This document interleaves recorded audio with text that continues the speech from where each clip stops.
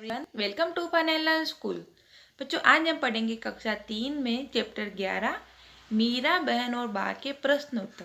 ये हमारा भाग 2 है। कल हमने इस चैप्टर को रीड किया था, है ना। और आज हम इसके प्रश्न उत्तर पढ़ने वाले हैं। ओके, चलो किताब को ओपन करो। बच्चों, किताब ओपन किया, पेज नंबर 97।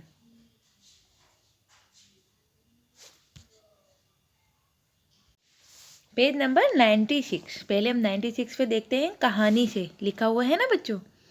तो पहला प्रश्न हमारा है, कहानी में बाघ को खतरनाक जानवर बताया गया है।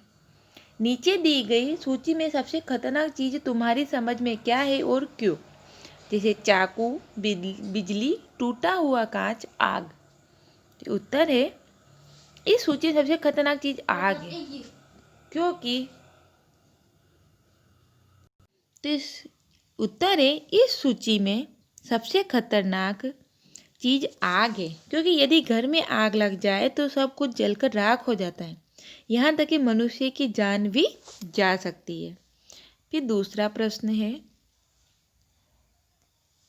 मीरा बहन की बात सुनकर गांव के लोगों को निराशा हुई होगी। उन्होंने मीरा बहन से क्या कहा होगा? सोचकर गांव के लोगों से बातें लिखो। एक ग्रामीण ने मीरा बहन से कहा होगा कि आपने ये अच्छा नहीं किया। बाघ कहीं भी कभी भी आकर आदमी को खा सकता है, आपके जानवरों को भी मार सकता है। दूसरे ग्रामीण ने कहा होगा कि यदि गांव के किसी आदमी को बाघ ने अपना शिकार बना लिया तो आप स्वयं उसकी जिम्मेदारी होगी। फिर खतरनाक है या नहीं? गेवली गांव के आसपास के जंगलों में बाघ जैसे खतरनाक जानवर भी रहते थे। तुम्हारे हिसाब से नीचे लिखे जंतुओं में से कौन कौन खतरनाक हो सकता है? जैसे भैंस, चीता, बकरी, कुत्ता, बिल्ली, चूहा, सांप, बिच्छू, कछुआ, केंचुआ, तिलचट्टा, कबूतर, भालू। इसमें कौन है जंगली खतरनाक है? चीता, कुत्ता, सांप, बिच्छू और भालू, ये पांचों खतरनाक होते हैं। फिर आगे प्रश्न दिया गया है, जिनके पास पर तुमने गोला लगाया वे सब खतरनाक हो सकते हैं। चीता जब जंगल से भागकर शहर में आए तो आदमियों को अपना शिकार बना ले। कुत्ता जब पागल हो जाए तो काट ले। सांप छेड़ने पर खतरनाक हो सकता है। बिच्छू के डंक के दर्द से जान जा सकती है। भालू जब जंगल में भागकर आबादी में आकर लोगों पर दावा बोल दो।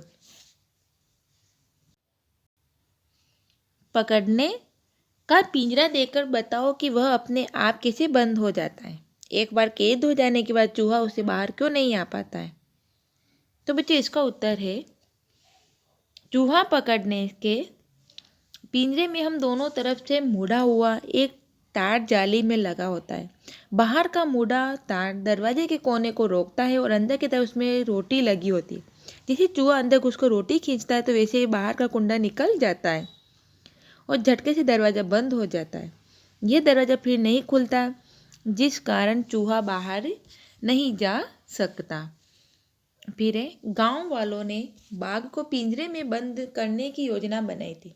किसी आज़ाद पशु या पक्षी को पिंजरे में बंद करके रखना सही है या गलत? क्यों? किसी आज़ाद पशु या पक्षी को पिंजरे में बंद करके रखना गलत है।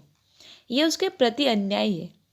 स्वतंत्रता सबको प्यारी होती है। उसका प्राकृतिक स्वभाव, आदतें, खाना पीना, चलना फिरना, उड़ना आदि प्रभावित हो जाते हैं ना। आपको कहीं किसी में बंद कर दे तो आपको कैसा लगेगा?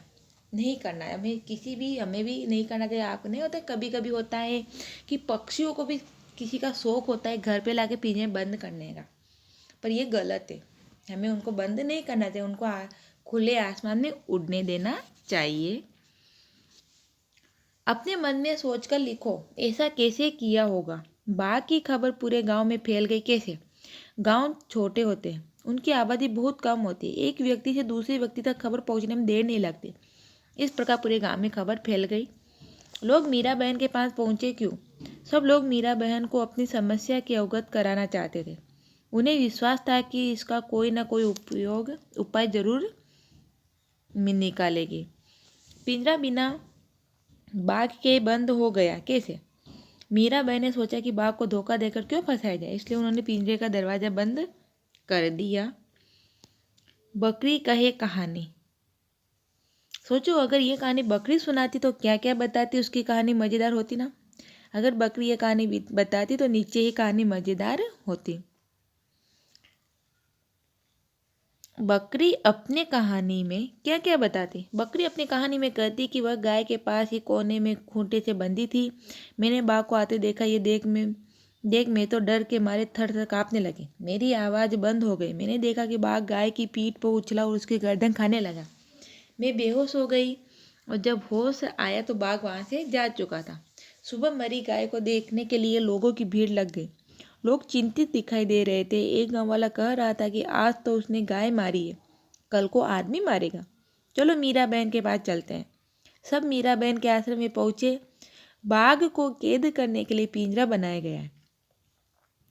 यह पिंजरा ऐसा था कि बाघ के अंदर घुसते ही झटके में बंद हो जाता था।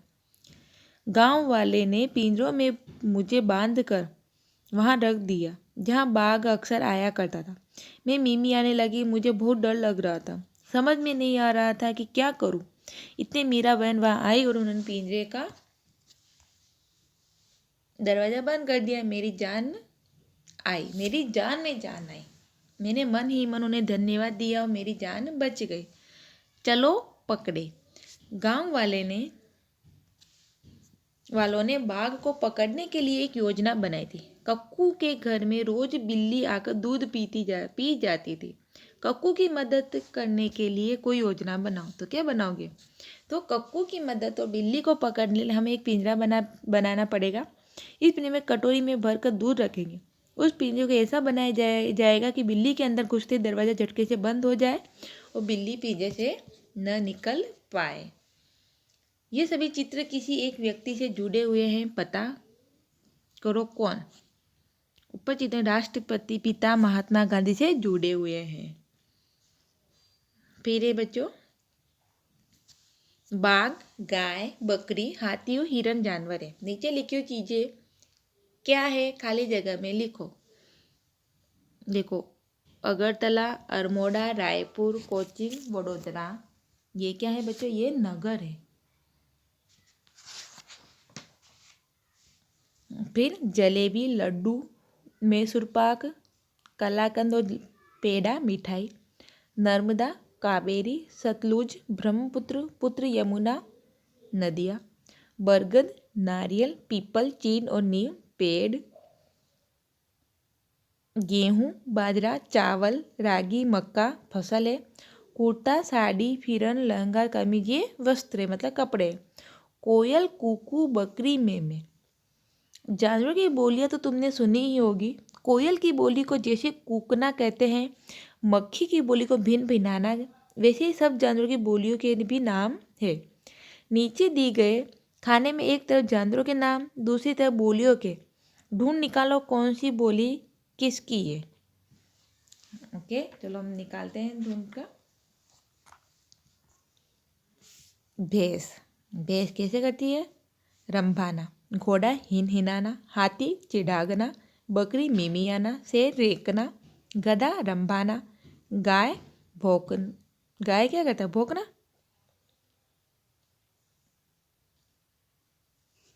उल्टा सीधा है ना बच्चों ये। तो बच्चों देखो, हम ज्वाइन करते हैं इन सबको। भैंस। भैंस क्या करता है? भैंस का रंभाना, घोड़ा का हिनहिनाना, हाथी का चिगाना सही है, बकरी का मिमियाना। यहाँ तक तो बच्चों ये सही है। अब है शेर। शेर का क्या आएगा? शेर होता है दहाड़ना, गधा का रेकना, गाय का रंभाना, है ना, और कुत्ता का भौंकना आएगा। ओके। फिर है हवाई जहाज आसमान उड़ रहा है।